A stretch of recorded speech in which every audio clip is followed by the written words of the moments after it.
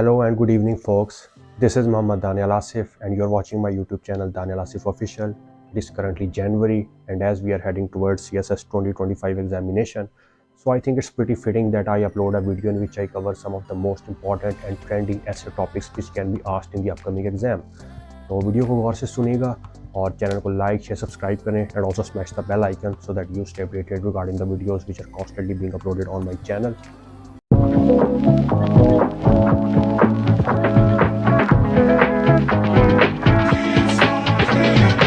सबसे पहले फोक्स मैं आपके साथ कुछ ऐसे को अटेम्प्ट करने की टिप्स और ट्रिक्स अगर आपके साथ शेयर करूं तो पहला सीक्रेट तो ये है कि you have to practise writing. ठीक है, आपको जो है अपनी राइटिंग में ग्रिप आनी चाहिए और वो ग्रिप जो है वो कैसे आएगी, वो बार बार प्रैक्टिस करनी की आएगी. ठीक है, सबसे बड़ा कम्युनिकेशन फ्लॉ यही होता है कि हमारे माइंड में तो बहुत सारी बातें होती हैं लेकिन हम उनको चैनल करके प्रोसेस करके पेज के ऊपर नहीं कन्वर्ट कर पाते. बहुत दफ़ा ऐसे होता है कि हमारे पास we are full of ideas but when it comes to expressing those ideas on the page we are at a loss.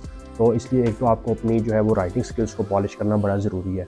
फिर इसमें दूसरी टिप ये है कि स्पीड अप योर रिसर्च. ठीक है, अपनी रिसर्च पे काम करें, ज़्यादा से ज़्यादा न्यूज़ आर्टिकल्स को पढ़ें, एडिटोरियल्स को गो थ्रू करें, मैगजीन्स को पढ़ें, स्टैटिस्टिक्स को नोट करें, डाटा फाइंड आउट करें. ठीक है, देखें कि इस टाइम जो है वो क्या जो है वो स्टैट्स चल रहे हैं ताकि अगर आपको जब ऐसे आता है तो आपने इसको अटेम्प्ट करना है तो उसमें आपने ज़रा लेटेस्ट जो स्टैट्स एंड फिगर्स हैं, फैक्ट्स एंड फिगर्स हैं, उनको शामिल करना होगा और वो तब तक आप नहीं इंक्लूड कर सकते इन्फॉर्मेशन जब तक कि आपके पास relevant up to date research नहीं है.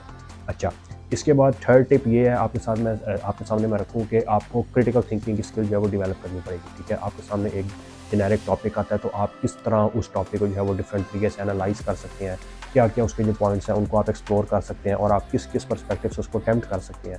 जबकि आपने रेलिवेंट भी रहना है. ठीक है, आपने जो है वो टॉपिक से हटना भी नहीं, डिट्रैक्ट भी नहीं होना और आपने वो जो वर्ड लिमिट है उसको भी सेटिस्फाई करना है. ठीक है, आपने वो जो जैसे कहते हैं ना पेजेस भी फिल अप करके आने हैं. ठीक है, otherwise you will not get the marks which you are looking for.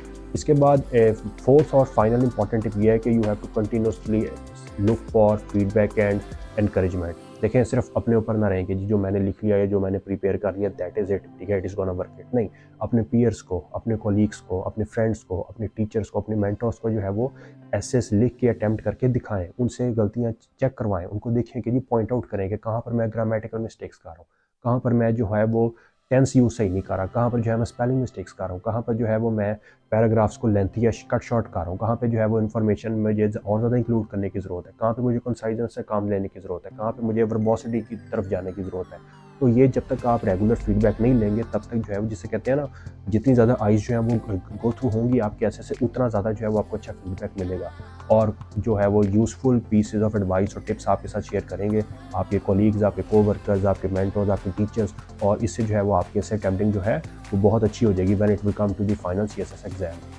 अब अगर हम बात करें कि कौन से इंपॉर्टेंट टॉपिक्स हैं जो इस साल 2025 में ऐसे के लिए आ सकते हैं, तो देखें 10 एसेज आते हैं, उसमें से एक आपने अटेम्प्ट करना होता है.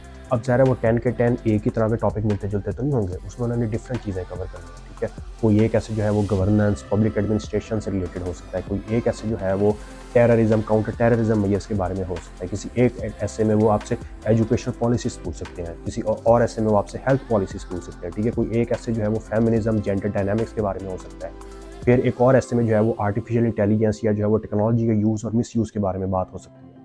ठीक है, फिर एक और ऐसे जो है उसमें किसी कंट्री की फॉरेन पॉलिसी को डिस्कस करने की बात की जा सकती है. ठीक है, तो इसलिए जो है वो डिफरेंट टॉपिक्स पे आपकी जो है वो ग्रिप होनी बहुत ज़रूरी है.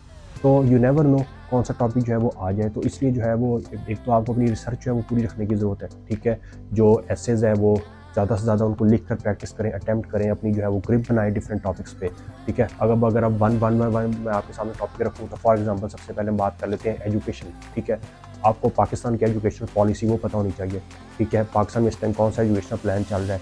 ठीक है, कौन सी मिनिमम एज है बच्चे की स्कूल जाने के लिए. ठीक है, कितने ईयर्स तक एजुकेशन जो है वो बच्चे के लिए हासिल करना मस्ट है. ठीक है, किस लेवल पे जाके बच्चों को जो है वो फ्री बुक्स और जो है वो बैग्स और यूनिफॉर्म मिलती हैं. ठीक है, हमारे जो 3 टीयर्ड एजुकेशन सिस्टम है. ठीक है, एक मदरसा सिस्टम है, एक हमारा गवर्नमेंट सेक्टर है, एक हमारा प्राइवेट सेक्टर है, इनमें डिफरेंसेस क्या है. तो ये सारा डाटा जो है वो आपके पास होना चाहिए. अगर आप अपने ऐसे को इन डिफरेंट स्टैटिस्टिक्स के साथ एम्बेलिश कर लेंगे only then you will create a positive impact on your examiner, जिसकी वजह से वो आपको ज़्यादा मार्क्स देने पर खुद ब खुद मजबूर हो जाएगा. अच्छा, इसके बाद मूविंग ऑन, अगर हम हेल्थ की बात कर लें तो आपको हेल्थ के ऊपर कोई भी ऐसे आ सकता है. ठीक है, आपको इस टाइम पाकिस्तान में क्या हेल्थ प्लान है, कौन कौन से जो है वो स्पोर्ट प्रोग्राम हेल्थ के चल रहे हैं, कोई हेल्थ इंश्योरेंस यहाँ पर मिलती है कि नहीं मिलती. ठीक है, इस टाइम जो है वो कितने % जो है वो लोग कौन सी बीमारी में मुब्तला है, ठीक है, कौन सी जो बीमारी है उसकी वैक्सीन डिस्कवर हो गई है या नहीं हुई, ठीक है, कोविड के केसेस को कैसे ट्रीट किया जाता है, ठीक है, बड़ी बड़ी वायरल इन्फेक्शंस कौन सी हैं, ज़्यादा फेमस बैक्टीरियल इन्फेक्शंस कौन सी हैं, ठीक है, उनको ट्रीट कैसे किया जाए, ठीक है। तो मतलब है आपकी पाकिस्तान की जो हेल्थ पाकिस्तान का जो हेल्थ सेक्टर है वो कहाँ पे तरक्की कर सकता है, क्या उसकी शॉर्ट कमिंग्स हैं, क्या उसके शॉर्टफॉल्स हैं, किस तरह वो हम पाकिस्तान के हेल्थ सेक्टर को इम्प्रूव कर सकते हैं, क्या हमें हेल्थ सेक्टर में चेंजेस लाने की ज़रूरत है, क्या आप रिकमेंडेशन दे सकते हैं। तो जब तक ये सारी चीज़ें आप इंक्लूड नहीं करेंगे आप एग्जामिनर के ऊपर एक पॉजिटिव इंप्रेशन नहीं दे पाएंगे। और आपने बेसिकली एग्जामिनर को इसी बात के बारे में कन्विंस करना है कि I have a plethora of information, क्या मैं जो हूँ वो अप टू डेट होकर आया हूँ और आप मुझसे कुछ भी पूछ लोगे, I am ready to come up with any answer that you want. तो ये बहुत इंपॉर्टेंट है आपके लिए एसए के पेपर को एस करने के लिए। इसके बाद जो है वो आपको इकोनॉमी से रिलेटेड कोई जो है वैसे आ सकता है। आपको पाकिस्तान का जी इस टाइम जो लेटेस्ट बजट है उसके फैक्ट्स एंड फिगर्स पता होने चाहिए, ठीक है। बजट में जो है हर प्रोविंस को कितना जो है वो एलोकेट किया जाता है, सेंटर के पास क्या होल्ड है, प्रोविंसेस को आगे कौन सी पावर जो है वो दी जा रही है, क्या चीज़ें सेंट्रलाइज्ड हैं, क्या चीज़ें डिसेंट्रलाइज्ड हैं, ठीक है। डिफरेंट जो आपके सेक्टर्स हैं उनको किस तरह जो है वो परसेंटेज जो है उनको बजट की फंडिंग जो है वो मिलती है, ठीक है। कौन कौन से जो है डिपार्टमेंट्स हैं जो अंडर पेड है, कौन कौन से डिपार्टमेंट्स हैं जो ओवर फंडेड है, ठीक है। कौन से जो प्रोविंसेस हैं जहाँ पर आपको डेवलपमेंट करने की ज़रूरत है। इस टाइम आपकी लेटेस्ट जो इकोनॉमिक पॉलिसीज़ क्या चल रही हैं, ठीक है। आपके जो इकोनॉमिक मिनिस्टर्स हैं वो किस तरह के जो रिफॉर्म्स हैं वो लाने की कोशिश कर रहे हैं। तो ये सारा आपके पास जो इन्फॉर्मेशन है ना आपके पास ये अप टू डेट होनी चाहिए। अच्छा, इसके बाद बात करें तो आपको सिक्योरिटी से रिलेटेड जो है बहुत ट्रेंडिंग और इंपॉर्टेंट टॉपिक है, कोई ऐसे आ सकता है, ठीक है। आपको टेररिज्म पे आ सकता है, आपको काउंटर टेररिज्म मेजर्स पे आ सकता है, ठीक है। आपको एफबीआर के रोल के ऊपर आ सकता है, ठीक है। आपको जो है वो एजेंसीज़ के रोल के ऊपर आ सकता है कि आप टेररिज्म को कैसे काउंटर कर सकते हैं, आप जो है वो क्या प्रोटेक्टिव मेजर्स ले सकते हैं, ठीक है। फिर आप देखें कि जो इस टाइम सिचुएशंस चल रही हैं कंट्री में, ठीक, ऑल ओवर द वर्ल्ड, ठीक है। रशिया यूक्रेन वॉर चल रही है, ठीक है। इसराइल पैलेस्टाइन कॉन्फ्लिक्ट चल रहा है, ठीक है। इसके अलावा एक जो है वो न्यूक्लियर वर्ल्ड वॉर का जो है वो ख़तरा है between super powers US and Russia. तो इसका मतलब क्या है कि आपको इस फ्रंट पे भी जो है वो पूरी तैयारी करने की ज़रूरत है कि आपको कोई भी वॉर्स के बारे में, कोई भी आपको जो है वो सिक्योरिटी के हवाले से जो है कोई भी ऐसे जो है वो पूछा जा सकता है। तो इसलिए जो है आप you have to make sure that you go there with a bulk of knowledge, ठीक है। कि किसी भी किस्म का सिक्योरिटी से, टेररिज्म, काउंटर टेररिज्म से रिलेटेड कोई भी टॉपिक आ जाए तो you are able to attempt it. इसके बाद जो है वो आपको कोई जुडिशरी से रिलेटेड, कोई लॉज रेगुलेशन से रिलेटेड जो है वैसे पूछा जा सकता है कि आपको जो है वो पाकिस्तान के जो है वो आर्टिकल्स जो हैं उनके बारे में इंफॉर्मेशन होनी चाहिए, ठीक है। हमारे इस टाइम 1973 का कॉन्स्टिट्यूशन जो है वो इम्प्लीमेंटेड है, ठीक है। इसमें कितनी अमेंडमेंट्स हो चुकी हैं, ठीक है।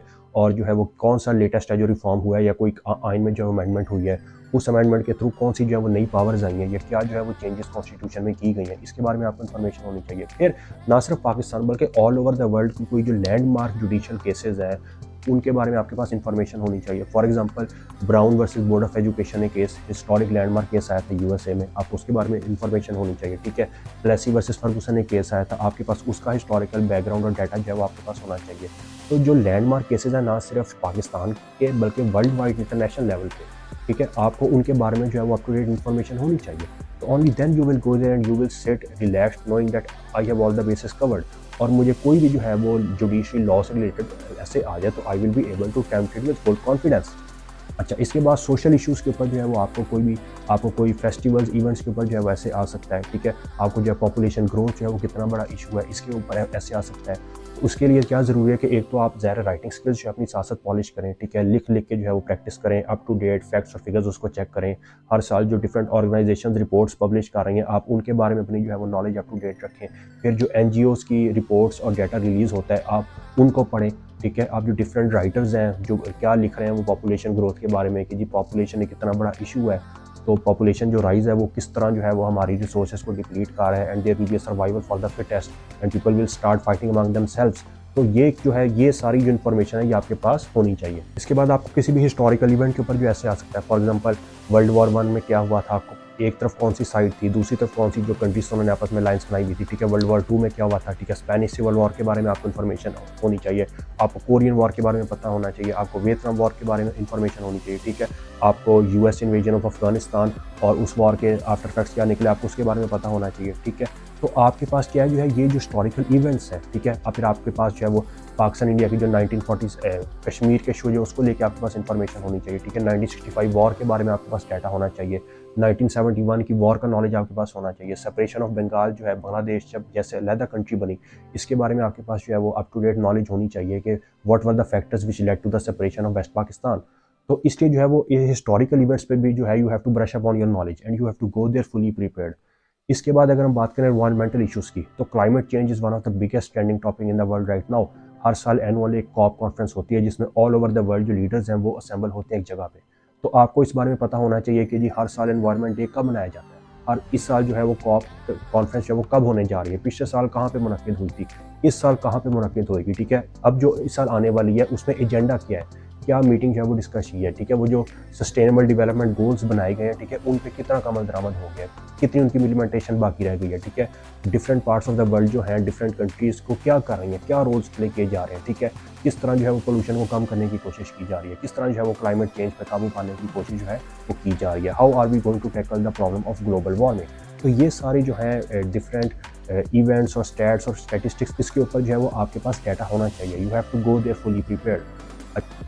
इसके बाद आपको साइंटिफिक और टेक्नोलॉजिकल एडवांसमेंट्स के बारे में भी इंफॉर्मेशन होनी चाहिए, ठीक है, कि जी क्या मेडिकल एडवांसमेंट्स हुई हैं, स्पेस एक्सप्लोरेशन कहाँ तक पहुँची है, ठीक है, क्या साइंस में ब्रेक थ्रू हुई हैं, आर्टिफिशियल इंटेलिजेंस ने कैसे हमारी लाइफ को ऑल्टर किया है, क्या पॉजिटिव इम्पैक्ट है टेक्नोलॉजी का हमारी लाइफ पे, क्या हार्मफुल इम्पैक्ट है, ठीक है, टेक्नोलॉजी का यूज़ और मिसयूज़ कैसे हमारी सोसाइटी को अफेक्ट कर रहा है, how are our teenagers being affected by technology, ठीक है, how are our youngsters being affected by technology, ठीक है। आपको जो है वो टेक मैगजीन्स आर्टिकल्स को पढ़ने की ज़रूरत है। आपको इन इवेंट से जो है वो अपने आप को अप टू डेट रखना है कि what are the advancements currently taking place and what upcoming advancements are being planned for the upcoming year and for the upcoming future, कि आगे जो है वो दुनिया किस तरफ जा रही है, रोबोट्स जो है वो किस तरह हमारी लाइफ में एंटर हो रहे हैं, किस तरह हर चीज़ को कस्टमाइज़ किया जा रहा है, ठीक है, किस तरह जो है वो साइंस और टेक्नोलॉजी जो है वो हमारी लाइफ के हर आस्पेक्ट में एंटर हो चुकी है। How the whole world has been turned into a global village.